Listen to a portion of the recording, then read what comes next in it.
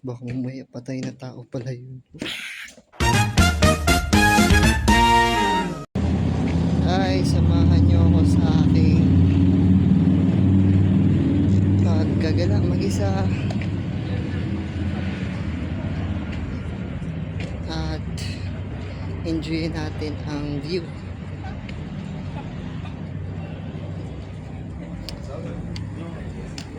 Because I want to enjoy yung moment na nandito pa kami sa France. Kaya lumabas ako mag-isa. Kasi kapag may kasama ka minsan, di ba? Minsan napapako na lang kasi sa isang place. Yeah.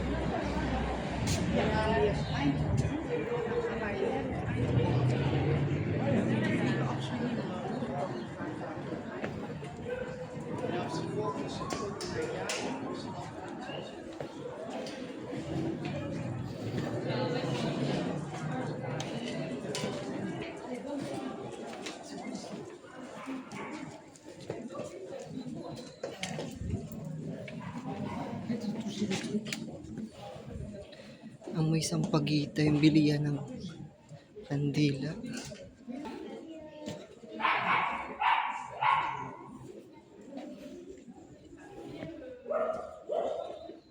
Minsan sa paa.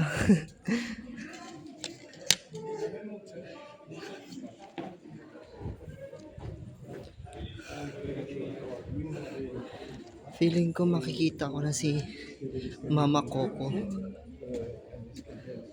Ganda. Yung parang texture ng bahay parang lumang-luma na. Pero maganda pa rin siya tignan.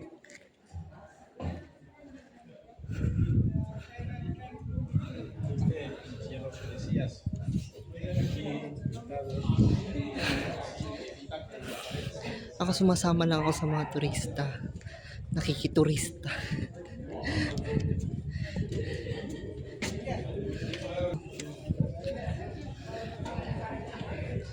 Parang tondong maganda. Malamig lang siya parang, no, parang Muntinlupa pero maganda.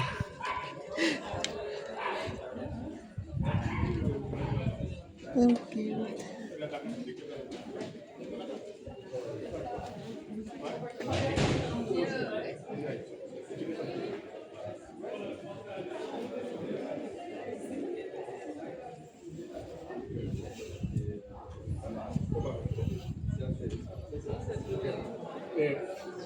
Dans la calebasse, quand tu mets la chose, tu vas voir direct. Tu vas faire un petit peu.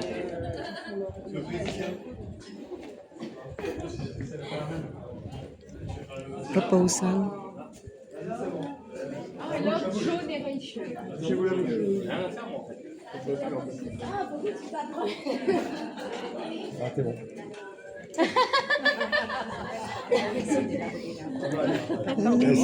Bala kayo dyan eh. May nagsasampay. Huli ka. Ah oui, le bonhomme jaune avec les dents. Sorry.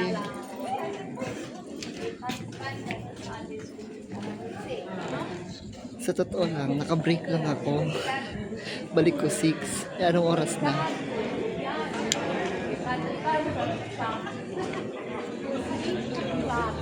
Il pourrait techniquement être considéré comme légume, mais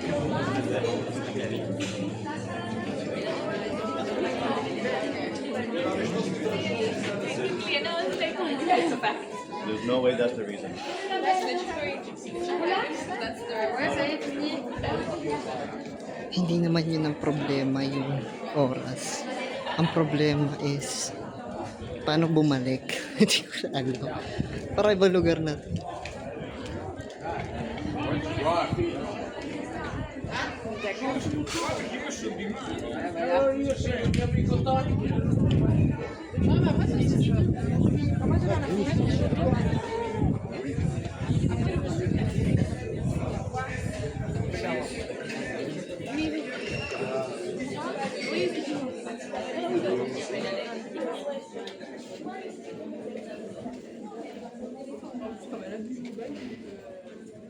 Mana?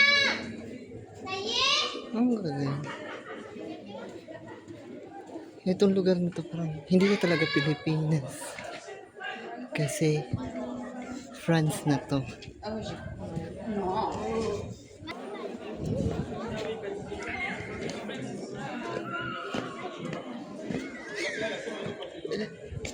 Feeling turista. Bakat terorista.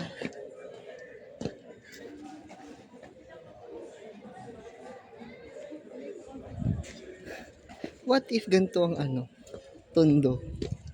Malinis. Ayun, no?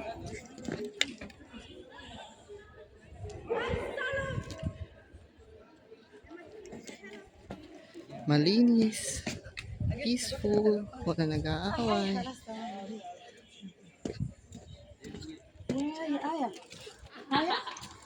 Pagod na daw siya kakatulak. Ba't kasi paangat? Yung tulak niya. What if makipaglaro ako sa mga bata dito? Feeling turista. Ito, what is this?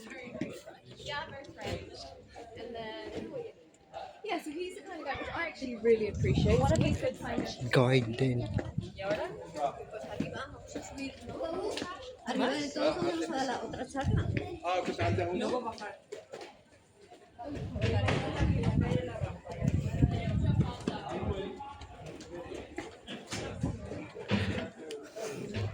Kakatakot kasi biglang baka may tutukan ako ng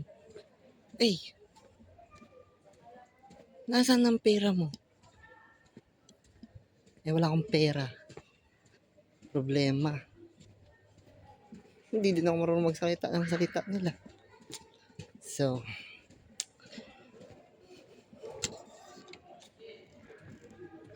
sorry na lang sa kanila.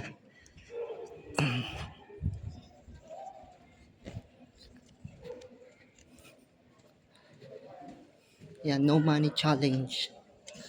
May pera naman, kaso lang dollar. Di masatang ng dollar.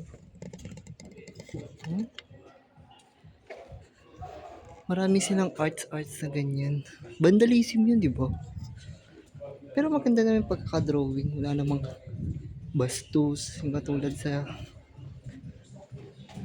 Ayun, no? Gaganda nga eh. Ayun.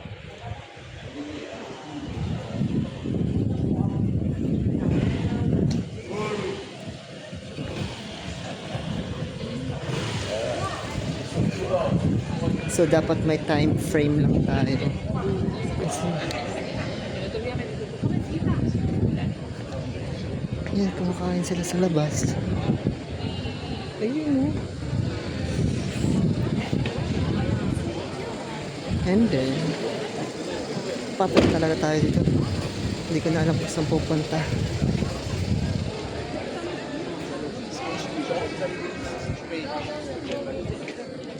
Actually, hinahanap ko yung Longchamp. Hindi pa kasi ako nakapunta dun. Ano daw yung parang may mall, ganun, bilihan.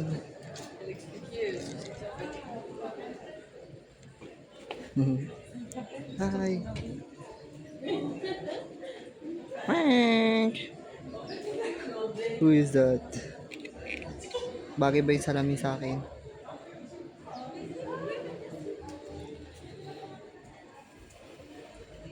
So mga drawing daw to ng mga bata. Naintindihan ko kasi yung sabi nila eh. Nakaintindi kasi ako ng Spanish. Naintindihan nyo?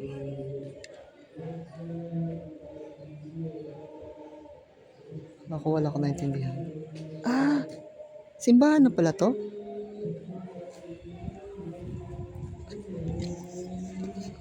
Parang naungol. Ganda ng mga drawing ng mga bata. Oh.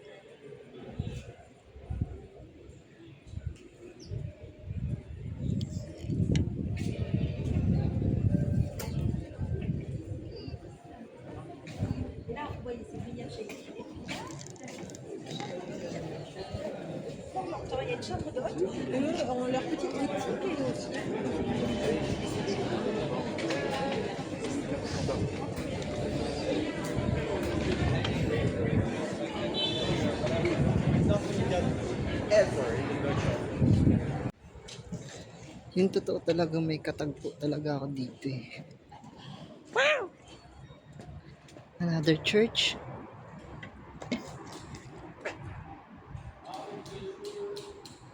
Parang kilala ko tong church na to.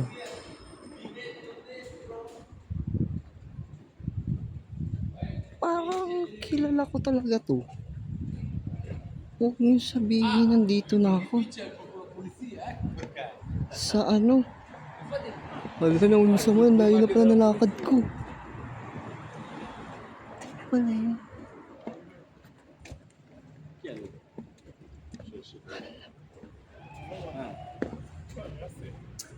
Wala.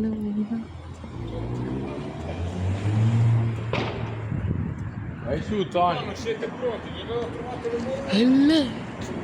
Nakapunta na ako sa simbahan. Ang layo na nalakad ko.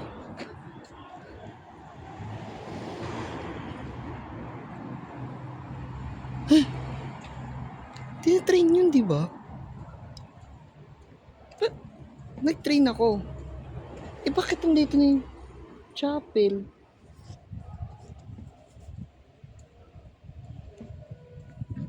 So, malapit lang pala talaga. Yung ano. Yun kasi yung last vlog ko, di ba? Yung church. Sumakay ako ng train. Ganun.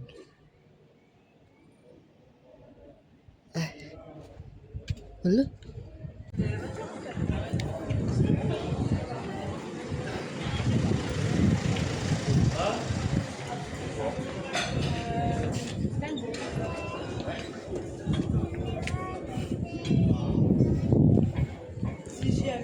What if yung Philippines ganito din?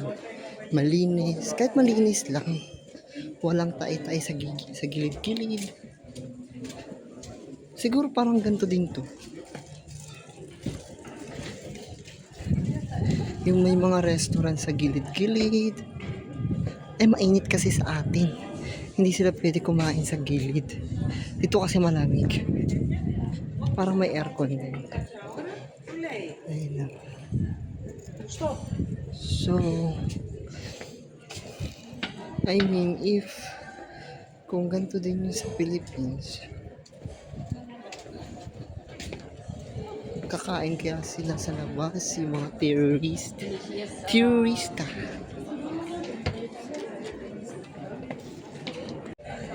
Ayun, buhay na buhay yung ano nila.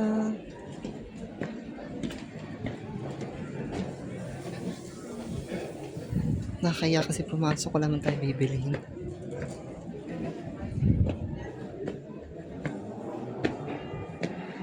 Long jump.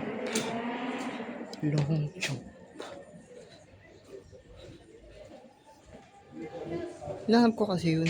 Malapit lang yun dito eh. Malay mo kakalakad natin. Diba?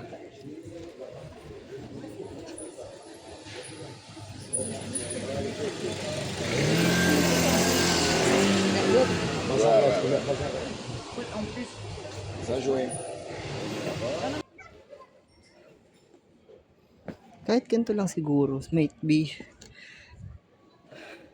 yung mga tourists na gustong bisita sa Pilipinas, pwede din sila kumain sa labas. I mean yung parang ganitong setup din. Yung walang magnanakaw, walang hahablo ng cellphone mo. Baka mamaya hablutin na yung cellphone ko dito. Ako lang mag-isa eh.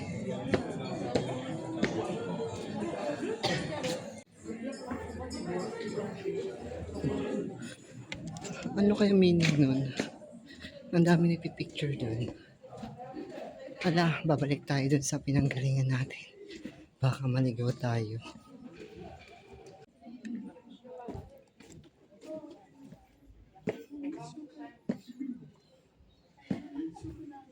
Ba't madami ba puwet ko?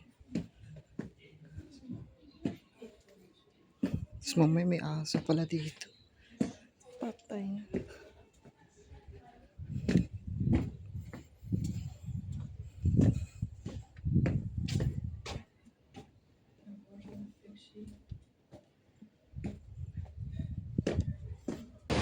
Eh, mahilig sila kumain sa labas. Ayun, safe naman sila. Hindi ka agad babarilin. Walang namamamaril.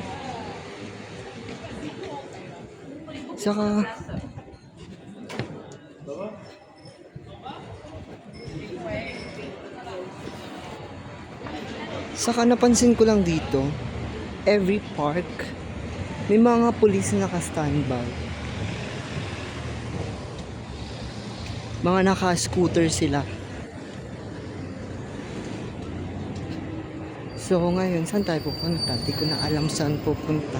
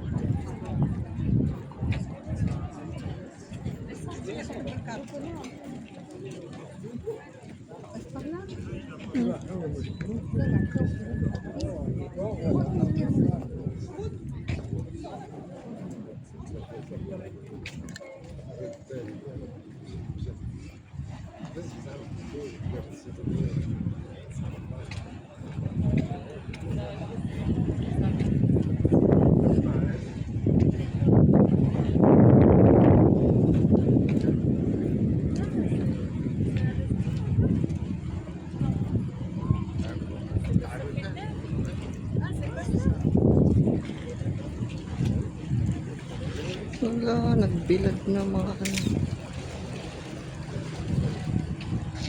Pinicturean ako. Burbirds.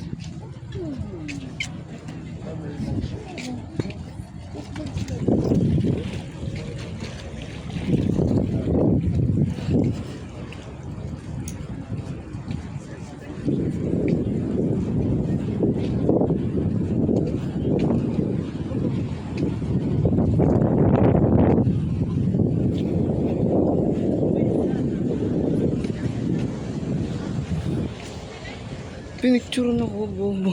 Mate, pinicturean.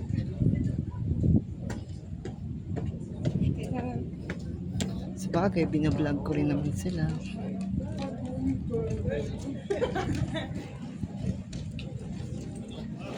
Parang alam ko na tong lugar na to. Something familiar. The walls. Namamasa ng kilikili ko eh.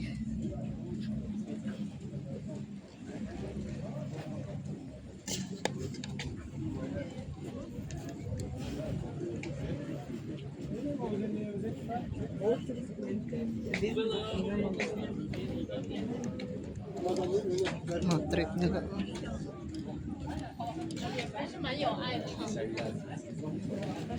Grabe, kainit ang bilad pa sila ko.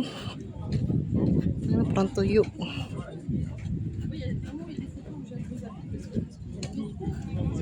Tayo may itim na.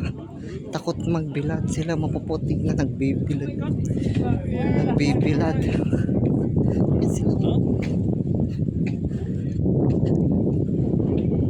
Magbilad ka dyan.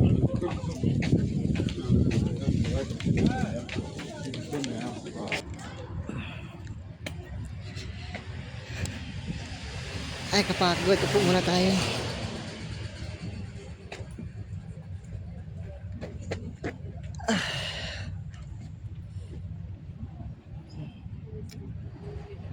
Ang ganda talaga ng France. What if ganito yung mga condo sa Philippines?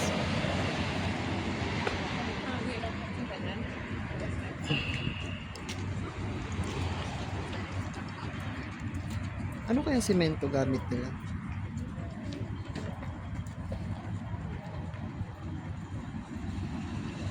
Mahilig sila mag-jogging tanghali. Alas 4. Alas 3. Ang dami nag-jogging. Sa Pilipinas, tago yan. Tago ang mga tao.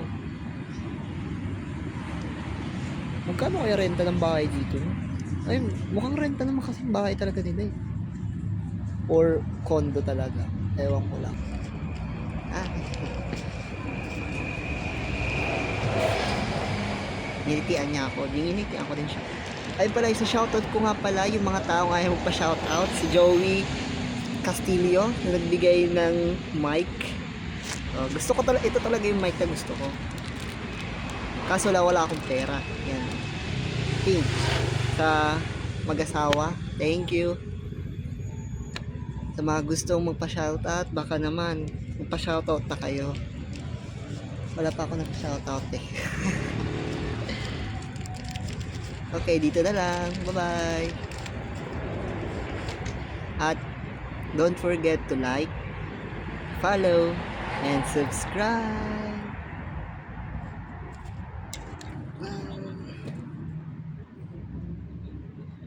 Tu t'es perdu. Moi, c'est dit, j'allais chez toi, tu me dis, viens.